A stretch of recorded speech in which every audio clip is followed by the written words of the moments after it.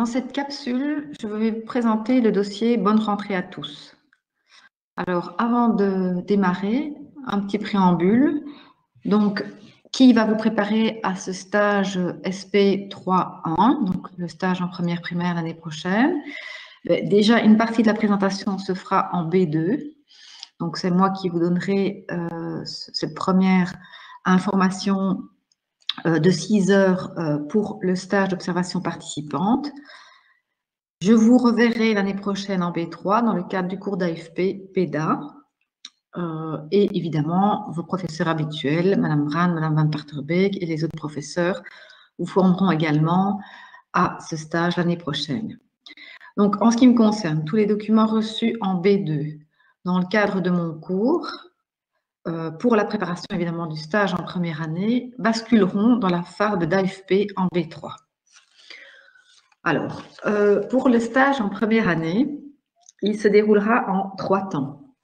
Donc, je viens de le dire, le stage d'observation participante, vous allez le faire du 1er au 5 septembre. Donc, dans une école, dans une classe de première primaire. Deuxième temps, le stage actif de 3 semaines en novembre et une dernière journée d'observation.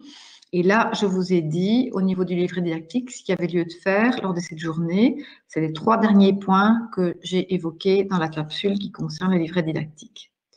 Alors, une petite chose avant de commencer, où devez-vous faire ce stage? En principe, dans la même école que celle où vous êtes allé pour le stage en maternelle. Donc, le but, je vous rappelle, c'est la continuité entre le maternel et le primaire. Mais, en effet, ce n'est pas toujours possible pour plusieurs raisons. La première, c'est que certains titulaires de première année ne souhaitent pas accueillir de stagiaires. L'autre raison, ce serait le nombre d'élèves insuffisant, puisque vous savez qu'il vous faut 13 élèves au minimum. Et la dernière raison, c'est qu'il est possible que la classe de première année soit en fait une classe de première deuxième, une classe à 2 niveaux. Alors, je vous déconseille d'aller dans une classe à 2 niveaux parce que, effectivement, la première année, c'est une année un peu particulière puisque vous avez vu que le stage, on le met en B3. C'est un des stages les plus difficiles, bien que vous ayez beaucoup de choses pour vous y préparer.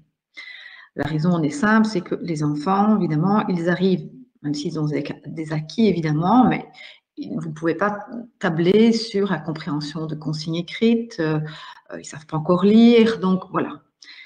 Alors, quels sont les attendus au niveau de ce stage d'observation participante? Donc, au niveau de l'observation, là, je vous demande de vous référer au livret didactique que je vous ai présenté. Au point 1 à 5, vous avez les informations sur ce que vous devez faire au niveau de l'observation pour le stage donc, du 1er au 5 septembre.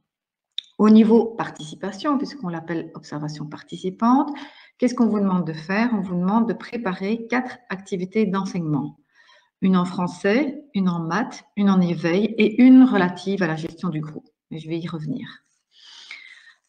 Quatrième chose, concernant les dates des stages, là, nous n'avons pas encore fait le calendrier de l'année prochaine, donc vous aurez les dates, rassurez-vous. Et concernant les consignes du SP3-1, c'est Madame Van der Linden qui est le professeur référent en Bac 3. C'est donc elle qui vous donnera à la fois les dates de stage, mais également les consignes. Alors, j'en reviens à mon dossier Bonne rentrée à tous, que vous voyez là devant vous. Le but de ce dossier, c'est de vous aider justement à préparer les 4 activités d'enseignement dont je viens de vous parler. Alors, comment est-il présenté, ce dossier? Eh bien, il vous présente les 4 premiers jours d'école, dans une école où je suis allée filmer. Vous avez normalement déjà vu quelques vidéos, éventuellement, de cette école. Et donc, vous avez un descriptif minuté. Vous voyez chaque fois ici le temps consacré à chacune de ces activités.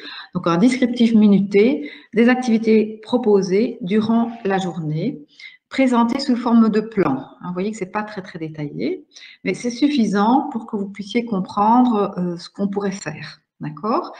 Dans le sens où, vous le verrez également, il y a une référence pour chacune des activités à des annexes que je vais vous montrer plus tard. Donc, vous avez chaque fois, pour chacune des activités présentées, les annexes qui sont reprises.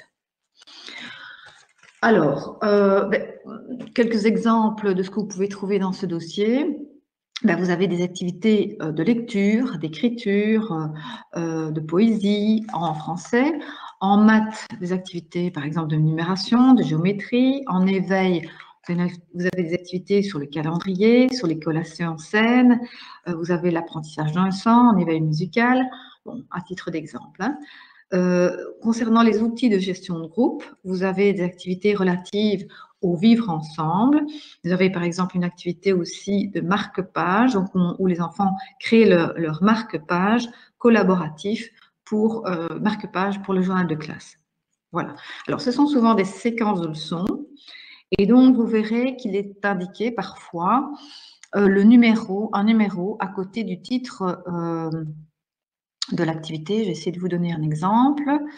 Voilà, lecture fonctionnelle, je me présente, donc annexe 3, non, c'est pas un bon exemple. Voilà, ici le nombre de 0 à 5, un petit 1, ça veut dire que c'est la première activité de la séquence sur le nombre de 0 à 5. Voilà, alors, qu'est-ce que j'attends de vous au niveau de ce dossier? Que vous lisiez le descriptif dont je viens de vous parler, et ainsi que les annexes, je vous en parlais tout à l'heure, vous avez une table des matières des annexes et tous les documents que j'ai donc scannés en lien avec ces activités. D'accord? Donc, il faut lire le dossier pour voir si toutes les activités sont compréhensibles. Et dernière petite chose, qu'est-ce qui peut encore vous préparer à ce stage d'observation participante?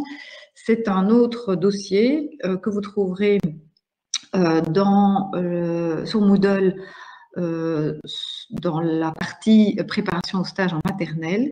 C'est une brochure qui s'intitule « L'entrée dans les maths à l'école maternelle ». Donc là, vous trouverez des activités prêtes à l'emploi avec tout le matériel, en numération, vous verrez, en géométrie, etc. Et vous pouvez donc télécharger cette brochure pour obtenir ces idées d'activités en mathématiques. Voilà, bonne préparation à tous.